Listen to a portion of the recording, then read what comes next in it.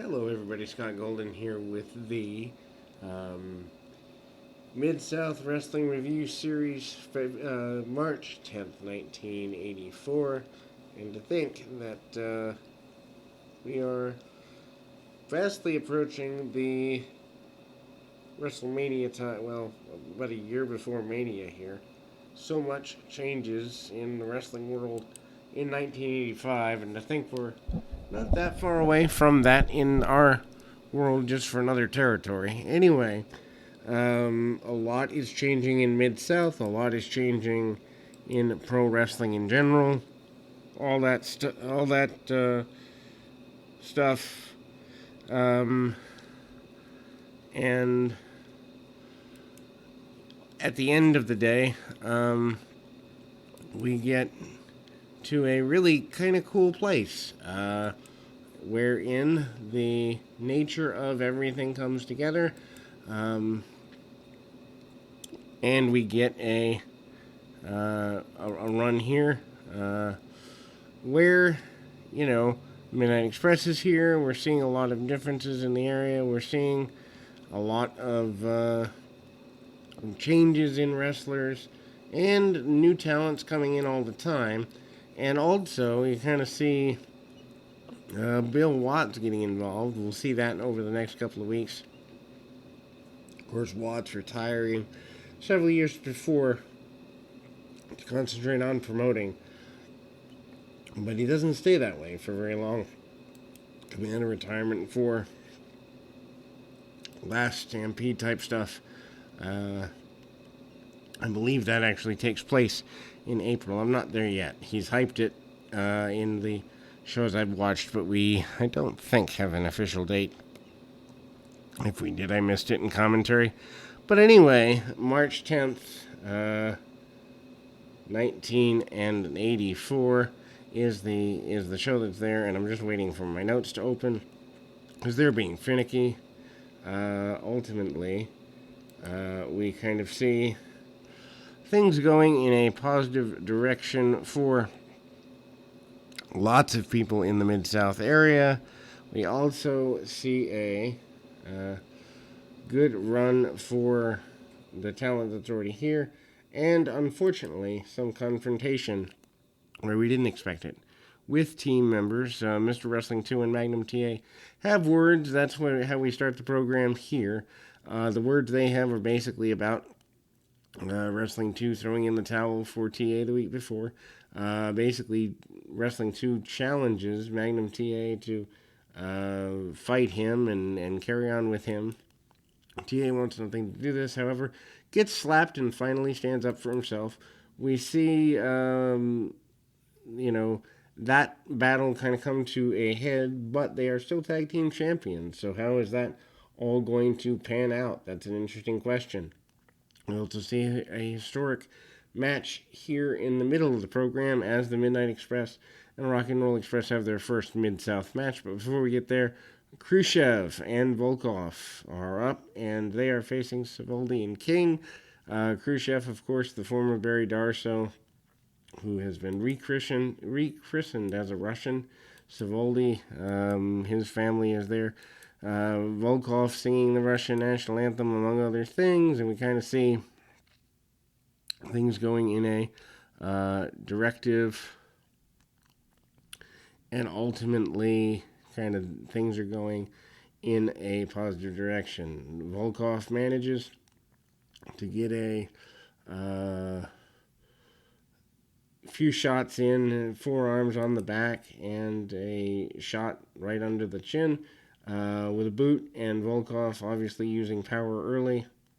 We see him send his adversary into the boot of Khrushchev, who takes a few shots along the way and gets things going rather assertively, aggressively here. We see Darsaw or Khrushchev, depending on which name you're comfortable using. Khrushchev, his official name, but he'll be Barry Darsaw for a while.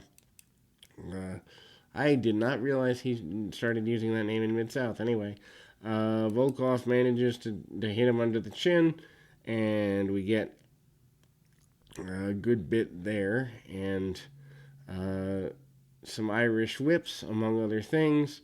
and a backdrop into the backbreaker. Khrushchev gets the hanging backbreaker and the victory. Maso Ito versus Terry Taylor is up next.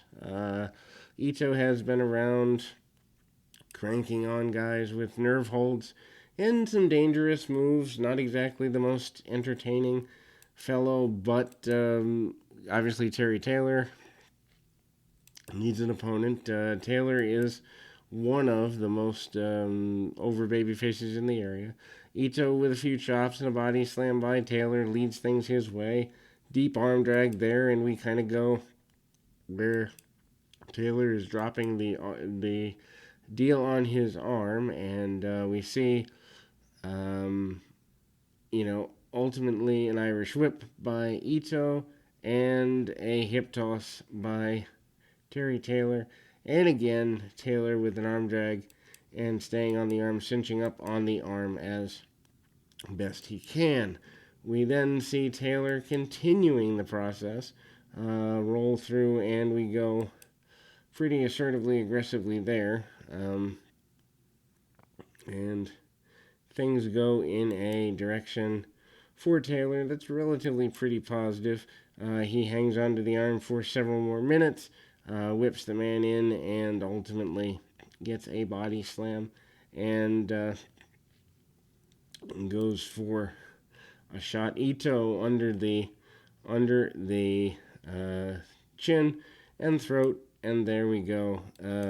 Stomach claw, and we kind of go that way with the stomach claw. And ultimately, we see Ito coming up. Hard shots by Taylor. Taylor gets pulled down by the hair. And the stomach claw by Ito. Ito staying on it. Odd to see him use the stomach claw when you're used to seeing that in world class only. Taylor fighting back to his feet.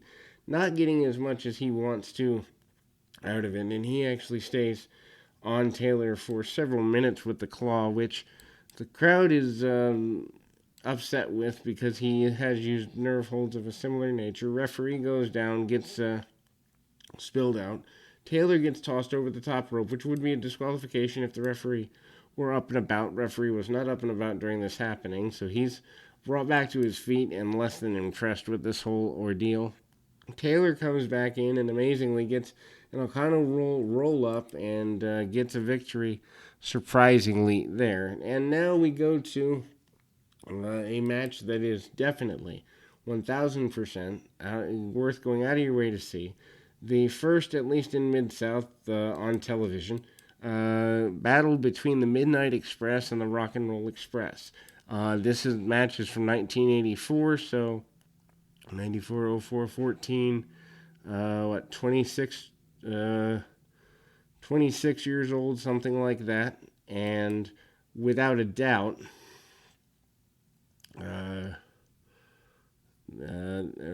let's see, 94, 2004, 2014, 36 years old. Without a doubt, still holds up today. Wookiee math. Anyway, Condrey and Gibson start off, and Condrey and Gibson start off, and Eaton and Gibson start off. Eaton goes to town early and tries to get a hip toss out of the corner. It is Robert Gibson that gets it.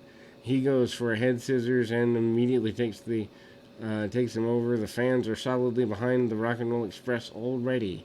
Basically a Huracan Rana. Head scissors takeover by Robert Gibson, by Ricky Morton off the tag, and then Condrey comes in. Condrey up and over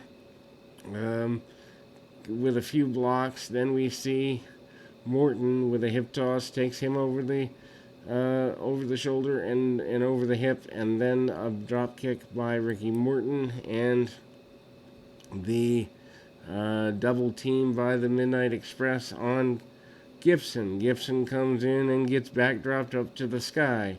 Meanwhile, Ricky Morton on the outside selling the backdrop like he's been the victim of it. even though he's not even in the ring. That's beautifully done. Bobby Eaton is on the outside, while Condrey and Morton go at it for a bit. Condrey takes over, uses a butterfly suplex, and hooks the man over. Good pacing on the match. It is quick. It is, like I said, something that would hold up today, but not so over the top that it's insulting. Big double back body drop by the Rock and Roll Express, and Gibson back in. He takes control for a little while. Meanwhile, there is cheating from the Cornette side as the Russians run in and choke out the Rock and Roll Express. So the match is unfinished between the two. Good idea if you're going to get several months out of a feud between the two. New debut, though, Jake Roberts in Mid-South against Jason Walker. Jake the Snake Roberts, I think this is his first time in the area. Don't know if he was here in the 70s, but if he was here before, it was before the winter of 81. Anyway, shoulder tackles and several elbows, among other things. And we see Roberts go to try and get arm bars. He's pretty aggressive with that. Big body slam by Roberts. Roberts showing his lankiness, but also not wasting any motion. Absolutely none. And ultimately, some gutbusters and a DDT. Roberts hooks in the DDT even here in 1984. Gets a victory in his first match. We go to the last match on the card for the day, which is Butch Reed and Buddy Landel versus Weingroff and Poffo. Tag team certainly heating up. You've got the muscle of Reed, the mouth of Landel, and they're a good combination. Landel and Poffo have wrestled before in singles matches and mixed tags, so they're no stranger to each other. Weingroff seems to go just about anywhere he needs to go. Hits a shoulder tackle and some other things. Misses on the opportunity to take off, but gets hip tossed out of his boots. And again, ultimately, we see, hammerlocks by Poffo. And again, there we go. Tag off to Weingroff. Weingroff manages to do everything he can to kind of get things going in a positive direction. And again, we see Irish whips by Butch Reed and a drop kick under the chin by Poffo. Poffo managing to do everything he possibly can, but gets driven back to the corner by his adversary. Then we see a big drop kick miss in the corner, almost like a Daniel Bryan drop kick by Poffo. Meanwhile, Reed manages to use as much power as he can, gets a short knee along the way, and a tag off by Buddy Landel. Landel comes up, kick to the side of the head, and again, hard shots, and ultimately, Weingroff comes back in, sends Landel into the ropes and hit the body slam there. Reed, unhappy with this, gets caught with a drop kick by Weingroff as well, and Weingroff gets a one-legged drop kick off on Landel as well.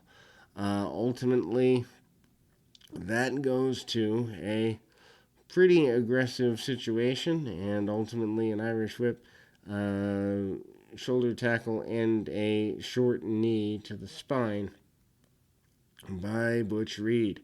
Reed manages now to hit a press slam and uses his power. Of course, Reed, a former tag team champion with Jim Neidhart. I assume he'll become tag team champions with his new partner Landel here eventually. Landel tags in and gets the pin after corkscrew elbow drop. And they hype a upcoming tour or show in Pine Bluff, Arkansas. That is a big deal. As we go forward, we will be back with more right after this.